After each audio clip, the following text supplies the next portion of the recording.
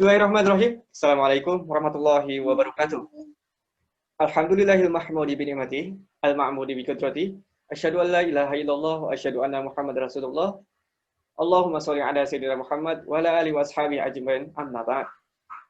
Pertama, marilah kita panjatkan puji serta syukur kita kehadirat Allah Subhanahu wa taala atas limpahan nikmat, rahmat dan hidayahnya. Kita bisa berkumpul walaupun via online saat ini.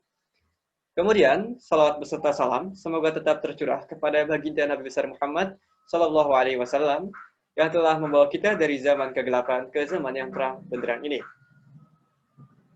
Pada kesempatan kali ini, izinkanlah kami dari kelompok 3 PAI Peradilan Agama Islam untuk mempresentasikan sebuah materi yang berjudul Peradilan Agama Masa Kesultanan Jawa dan Luar Jawa. Dengan pemateri yakni Albi Nazwan, saya sendiri, kemudian ada rekan kami yakni Fitna Rizky dan Yurika Aniza. Masuk kepada pembahasan yang pertama, peradilan di Jawa. Peradilan di Jawa memiliki corak hubungan agama Islam dan pemerintahan.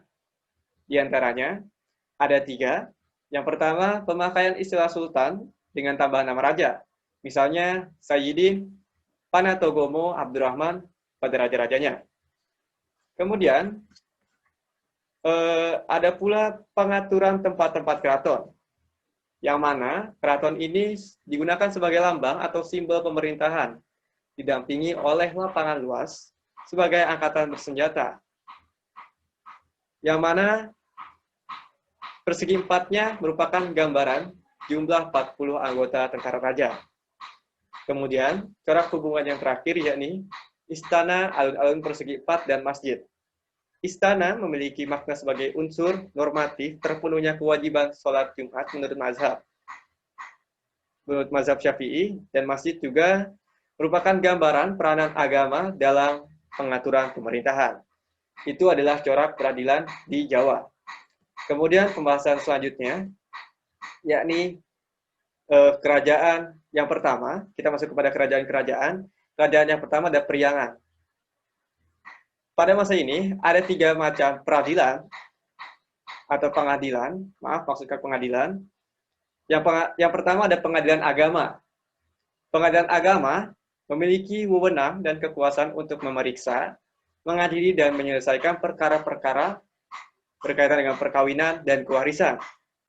Kemudian, pengadilan agama ini berpedoman pada hukum Islam.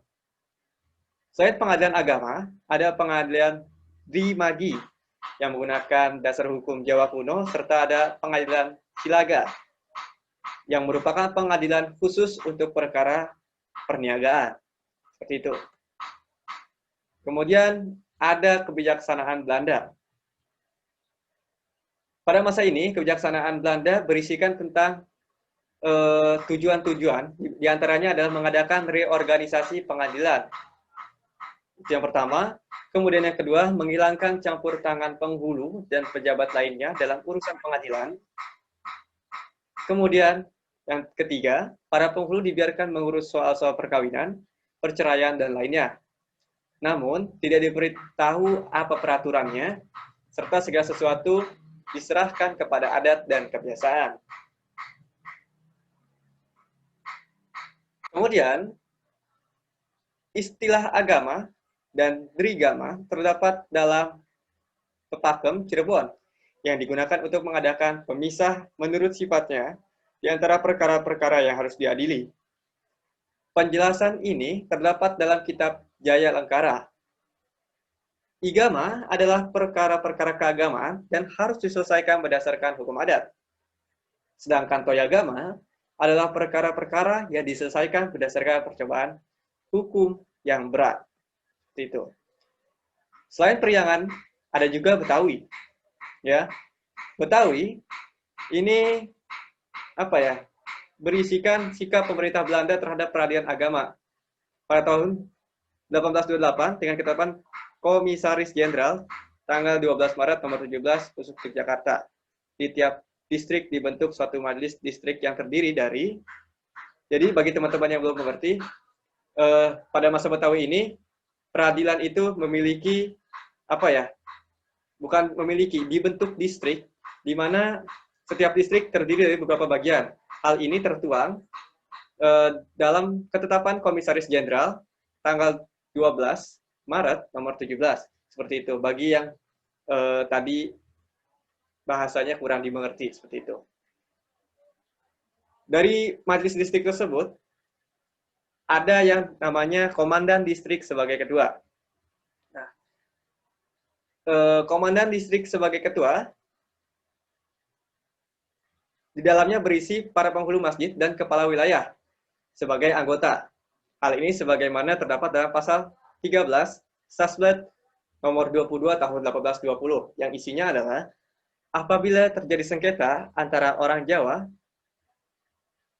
satu sama lain mengenai soal perkawinan, pembagian harta dan sengketa sejenis yang harus diputu menurut hukum Islam, maka para pendeta memberi keputusan untuk mendapatkan pembiayaan yang timbul dari keputusan dari para pendeta itu harus diajukan kepada pengadilan biasa.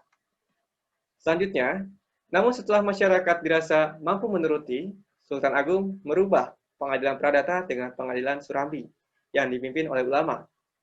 Pengadilan Surambi bertugas sebagai penasehat dan pemberi saran kepada raja dalam putusannya. Kemudian, ketika Sultan Agung wafat, ia digantikan oleh Amukharat pertama pada tahun 1645 dengan pengaruh Belanda yang mulai membatasi peranan ulama dan pengadilan perdata dihidupkan. Tahun 1677, Kerajaan Mataram jatuh dan Belanda semakin mempengaruhi peradilan Islam. Dan pada masa Amangkurat kedua, peradilan diserahkan pada pejabat atas nama raja, dan Mataram pun terpecah menjadi dua, yakni Yogyakarta dan Surakarta. Belanda mempunyai peluang dan kesempatan yang luas untuk turut campur dalam urusan peradilan di ketua pemerintahan itu. Selanjutnya akan kami serahkan kepada pemateri yang lain.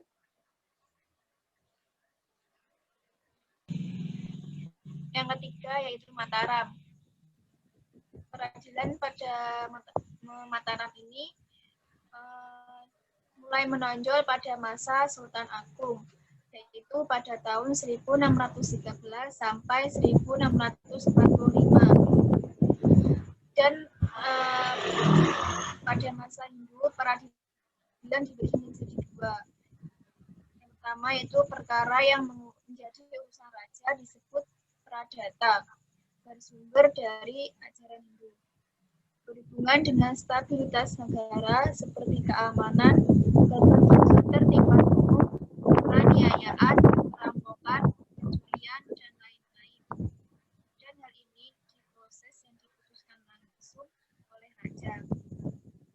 Kedua yaitu perkara yang bukan urusan raja disebut padu, bersumber dari adat dan kebiasaan masyarakat. Berhubungan juga dengan masalah pribadi seperti perselisihan antar rakyat. Kemudian pada masa peradilan Islam Sultan Agung, beliau memasukkan unsur hukum ajaran Islam di lembaga peradilan. Sultan Agung tidak merombak lembaga peradilan yang telah ada atau membuat peradilan khusus menurut hukum Islam yang hanya mengenal koni. Yang keempat yaitu Surakarta dan Yogyakarta. Semula pengadilan agama di daerah ini cukup luas. Namun setelah dikeluarkannya Standar nomor 33 tahun 1847, penghulu tidak boleh mengadili Surambi di zaman pemerintahan Sultan Agung. Kemudian pasal 17 Reglement pada tahun 1854 berisi dua hal yang mengenai wewenang pengadilan agama, yaitu yang pertama, peradilan agama tidak berhak dalam perkara pidana. Yang kedua, apabila menurut hukum agama, adat-adat lama perkara itu harus diputuskan oleh mereka atau penghulu peradilan agama. Yang kelima yaitu di Banten. Banten merupakan sebuah kerajaan Islam yang paling ketat melaksanakan hukum Islam karena tidak dipengaruhi lagi oleh hukum adat, Buddha ataupun Hindu. Pada masa Sultan Hasanuddin, Pemegang kekuasaan di Banten hanya ada satu pengadilan yang dipimpin oleh qadhi sebagai hakim tunggal. Sedangkan di Cirebon, pengadilan dilaksanakan oleh 7 orang menteri yang mewakili 3 sultan. Pada saat Sultan Agung Tirtayasa berkuasa pada tahun 1661 sampai 1680, hukum Islam sudah diberlakukan secara sempurna. Potong tangan bagi pencuri dengan motong tangan kanan, kaki kiri, dan seterusnya.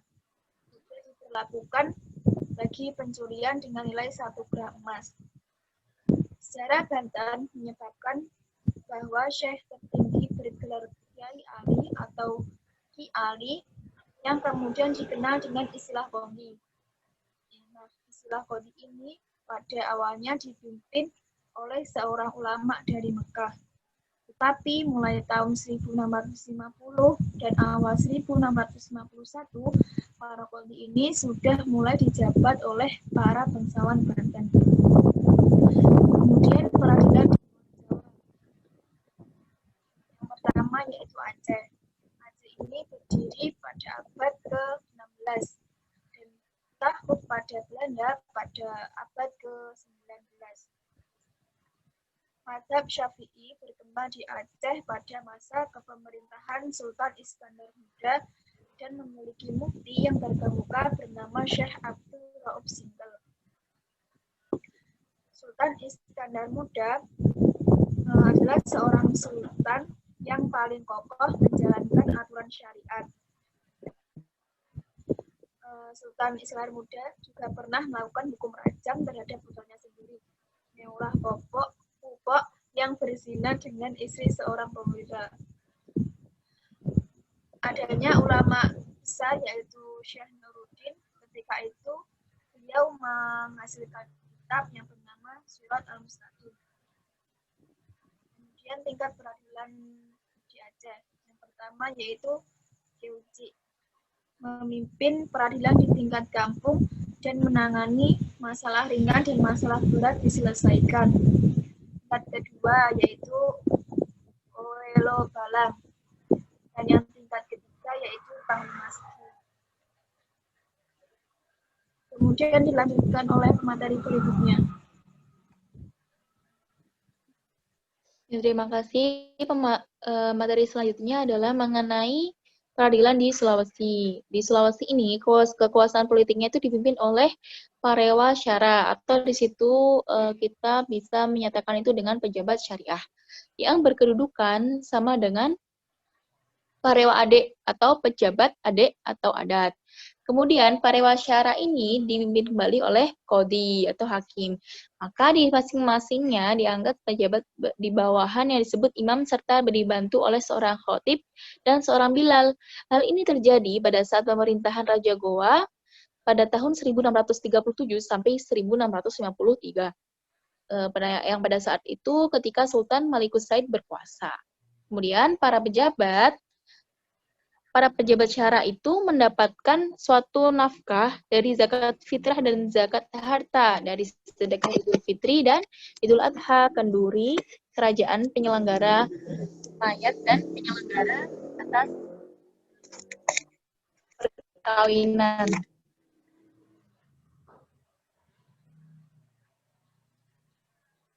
Dalam hal ini, integrasi ajaran Islam dalam lembaga-lembaganya itu dalam pemerintahan kerajaan ini lebih lancar karena peranan raja. Di Sulawesi, kerajaan yang mula-mula menerima Islam dengan resmi adalah Kerajaan Talo di Sulawesi Selatan. Kemudian menyusul Kerajaan Goa yang pada waktu itu sudah merupakan kerajaan terkuat di seluruh daratan Sulawesi. Kerajaannya sangat ditaati oleh rakyatnya, dan mengenai kapan masuknya Islam di Sulawesi Selatan ini terdapat berbagai versi ya. Itu antara lain seperti versi Spilman yang menyebut pada tahun 1603 dan versi Valentin pada 1605, Blank pada 1603 dan lain sebagainya yang pada intinya itu dalam waktu jangka 1600-an. Yang selanjutnya adalah Jambi.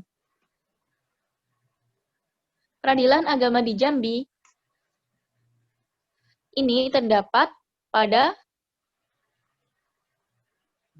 Pasal 25 dari Riklemen Jambi, Statsblad 1906 nomor 320 yang berisi tentang perkara-perkara yang mulai berlakunya Riklemen ini diputus oleh Pengadilan Agama di Ibu Kota Jambi tetap diputus oleh pengadilan tersebut. Ini didasarkan pada pasal 12 RO dan pasal 178 RR. Kemudian, pada tahun 1927, pada tanggal 1 Juli, Riklemen Jambi dicabut dan berlakunya RBG. Teman-teman bisa baca sendiri ya, itu bahasa Inggrisnya gimana. Lalu, Peradilan Agama tidak mendapatkan pengaturan sendiri, tetapi dapat diterima sebagai perkecualian di samping peradilan Lenren. Kemudian, di sini itu kita ketahui sebelum tahun 1903 itu Jambi dikuasai oleh pemerintahan Sultan, yang tidak diketahui dengan pasti apakah peradilan agama di kota Jambi itu adalah peninggalan dari zaman Kesultanan ataupun tiruan dari kota Palembang. Jadi di sini ada yang mengatakan bahwa masih bingung antara Jambi itu keturunan tiruan dari kota Palembang atau bukan. Kemudian pada tahun 1927, tepatnya pada tanggal 1 Juli, yang tadi saya katakan, Riklemen pada Jambi itu adalah dicabut. Itu maka mulailah RBG tersebut. Kemudian peradilan agama tidak mendapatkan pengaturan sendiri, akan tetapi diterima bahwa adanya peradilan agama merupakan kecuali di samping peradilan Lenren. Kemudian, sebagaimana yang dimaksud dalam pasal 45 RBG, yang pada pokoknya berisikan bahwa Lenren mengadili perkara-perkara kecuali kalau perkara-perkara itu termasuk wewenang pengadilan lain. Baik, selanjutnya adalah Palembang.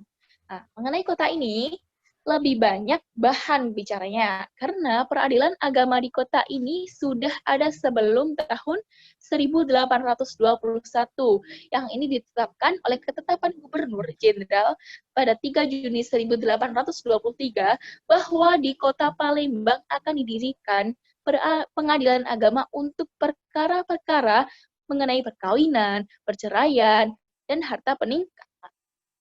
Serta seterusnya dalam ketetapan tersebut dinyatakan bahwa keputusan pengadilan agama dapat disbanding kepada sultan. Jadi antara pengadilan agama itu dapat disbandingkan dengan sultan. Baik, Riklemen Palembang pada tahun 1878, Statsblad nomor 14, dalam pasal 27 berbunyi bahwa perkara-perkara yang pada waktu berlakunya Riklemen ini diputuskan oleh pengadilan agama, tetap tinggal dalam wewenang pengadilan tersebut. Dan pada waktu mulai berlakunya itu, pada tanggal 1 Juli 1027, pengadilan agama di kota Palembang. Baik, selanjutnya adalah Sumatera Barat.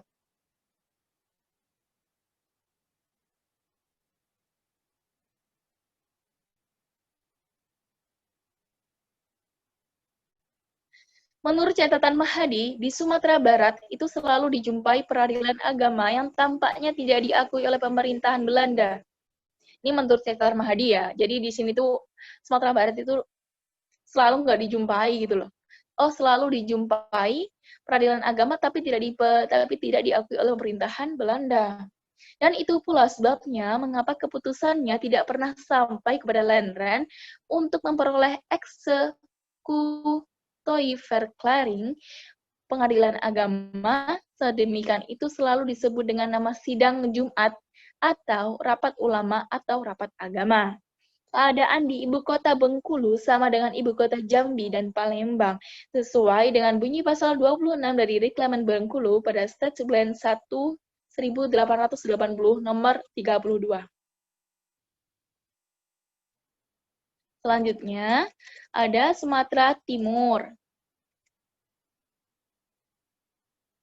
Sumatera Timur ini yang dahulunya disebut Bengkalis dan kemudian Kota Medan, pada umumnya itu tidak mengenal adanya pengadilan agama. Jadi ketika kita ke sana, ya sudah barang tentu kita tidak menjumpai pengadilan agama ya. Lanjutnya adalah Lampung. Mengenai daerah Lampung, pada umumnya tidak mengenal pengadilan agama pada umumnya. Dapat dideritakan bahwa atas inisiatif rakyat kewedaanan Kalianda diadakan satu Dewan Penghulu pada tahun 1925 yang mengikuti kenyataan di kampung-kampung sebelumnya, di mana soal-soal keagamaan dibawakan oleh kepada penghulu, khotib, dan bilal. Akan tetapi, keputusan Dewan Kampung dan Dewan Penghulu tersebut tidak dapat pelaksanaannya dipaksakan apabila tidak dipatuhi secara sukarela. Selanjutnya adalah Bangka Belitung. Di Bangka Belitung ini pada umumnya juga tidak terdapat pengadilan agama, meskipun ada titik percobaan untuk pengadilan agama untuk mengadakan peradilan semacam ini.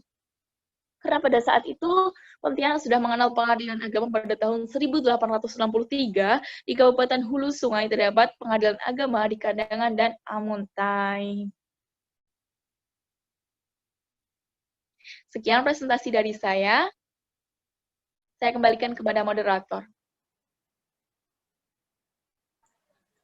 Baik, itu teman-teman presentasi kami kelompok 3 mengenai makalah ini. Mungkin cukup sekian apa yang telah kami sampaikan. Kurang dan lebihnya mohon dimaafkan. Assalamualaikum warahmatullahi wabarakatuh.